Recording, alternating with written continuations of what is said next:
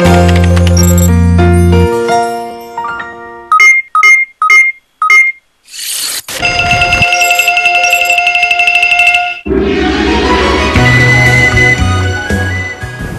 po si Bernadette Medionista, 31 years old. Nakapagtapos po ng Associate HRM. Nag-decide po ako na mag-apply po as a factory worker sa Taiwan. So yung trabaho namin po nananahi. Yung salary po namin talaga hindi nila po binibigay ng tama yung kung ano po yung pinipirmahan namin dito sa Pilipinas, yung legal na pinirmahan namin dito. Nauubos na yata yung luha ko pa na para umiyak the time na yun eh. So talagang mahirap yung dinanas namin doon.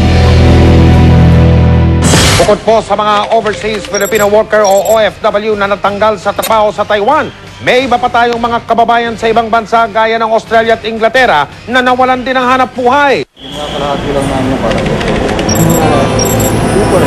Isa lang si Bernadette sa 12,000 factory workers na nawalan ng trabaho mula pa noong 2008 kaya napilitang umuwi ng bansa. Ba't ka umiyak? Dadala kasi ako sa kwento nila eh.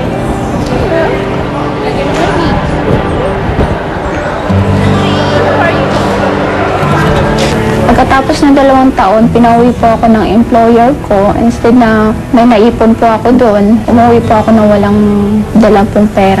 Problema ko po kung ano po yung napapasokan ko ditong trabaho ko sa Pilipinas. Malaki ang epekto ng pagkakatanggal sa trabaho ni Bernadette. Siya lang kasi ang inaasahan ng kanyang pamilya sa Iloilo. May sakit pa ang kanyang ama at ina at may pinapaaral pa siyang kapatid na nasa high school. Sa kay Bernadette kami umaasa kapag may pinapadala. Pag may pinadala, okay. Kapag wala, mahirap talaga.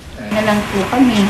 Bukod sa pantusto sa pamilya, ang problema pa ni Bernadette, baon siya sa utang. Kaya minsan, nangihiram na lang po ako ng pang-allowance ko. Minsan hindi ako nakapagpadala sa amin.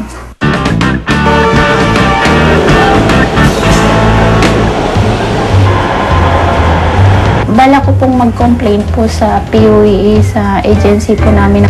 Pinapirma kami ng legal na kontrata. Pagdating namin doon, illegal na po yung ginawa sa amin.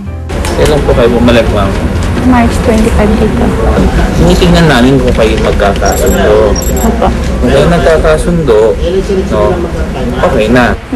Ano naman po yung lawyer dito sa POA na tutulong sila na para maibalik po yung overplacement fee po namin.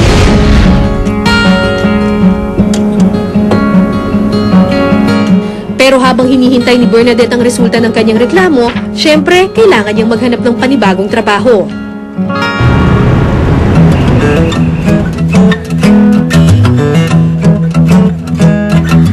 Mag-apply for vocational courses dito po sa TESDA. Ano yung napipili niyong vocational courses? Yung household service. Napili ko po yun kasi yung parang gusto ko pa pong dagdagan po yung kaalaman ko po sa loob ng bahay.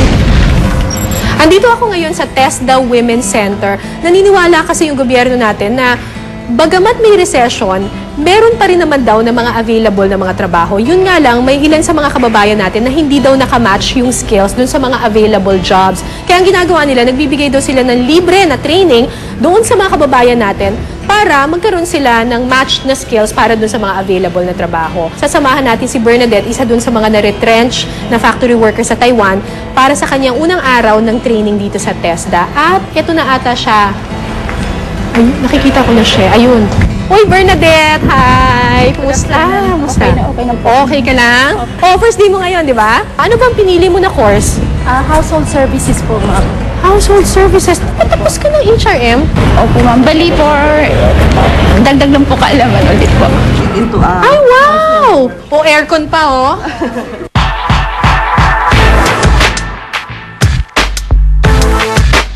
Here, they learn the proper methodology. Meron proper methodology ng paglilinis? Meron po. Para hindi ka makasira, at mabilis ang iyong pagtatrabaho. Maging systematic po siya.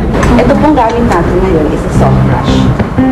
Sa kursong Household Services, iba't ibang mga gawaing pambahay ang tinuturo sa mga estudyante. Ay! Ano ba yan? Mabigat? Ako nga patry. Paano ba yung gagawin? Ay, Diyos ko po! Teka mo, sandali, nakakatakot to. Naloka talaga ako dun sa mga tinuturo na humble din ako kasi akala ko marami na akong alam tungkol sa paglilinis ng bahay. Ang hirap pala nito. So let us proceed with the bed making. Tamang pagtupi is just simply fold it at the center. Bakit natin ganito pinutupi ito?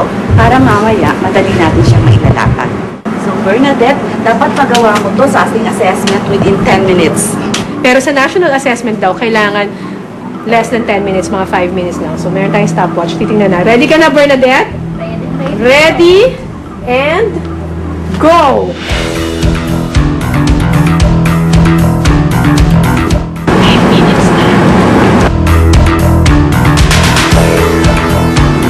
Pili ko hindi ko kakayanin ito.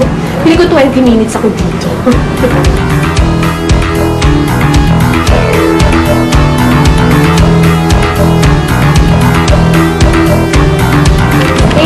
And 30 seconds. Tanungin natin sa mga classmates mo, Bernadette.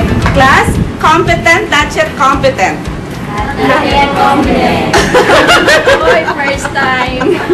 So, kailangan daw, kapag yung tamang way ay kapag ginanon mo siya, pinench mo siya, pag ganon mo, wala siyang mga folds. Ito yung gawa niyan. Pagka-pinch ko, ayun, may mga folds siya dito. So, ito yung gawa ni Bernadette. Merong skill na kailangan eh. Hindi mo po masasabi talaga na parang pipitsugin yung mga taong gumagawa nun. Kasi kailangan mo talaga mapag-aralan para makuha mo yung mga techniques na yun.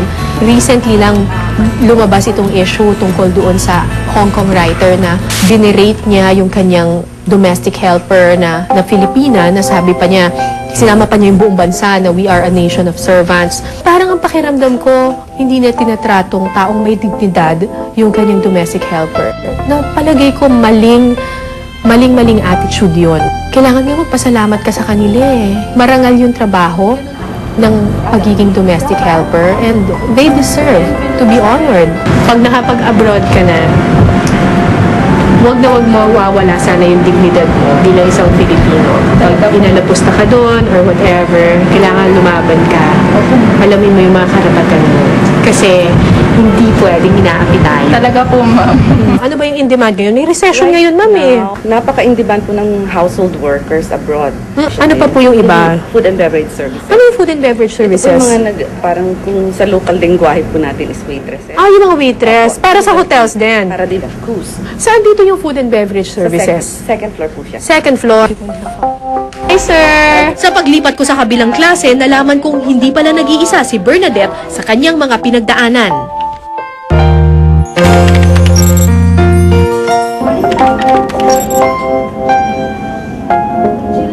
Bigyan natin yung sarili natin ng chance na matutunan yung ibang bagay na mapapakinabangan natin balang araw. Para sa mga gustong sumailalim sa pagsasanay, merong mahigit 300 courses ang pwedeng pag-aralan sa TESDA. Ilan sa mga ito ang culinary arts, household services, hotel and restaurant, health services at iba pa. Para sa karagdagang impormasyon, tumawag sa kanilang tanggapan 887-7777.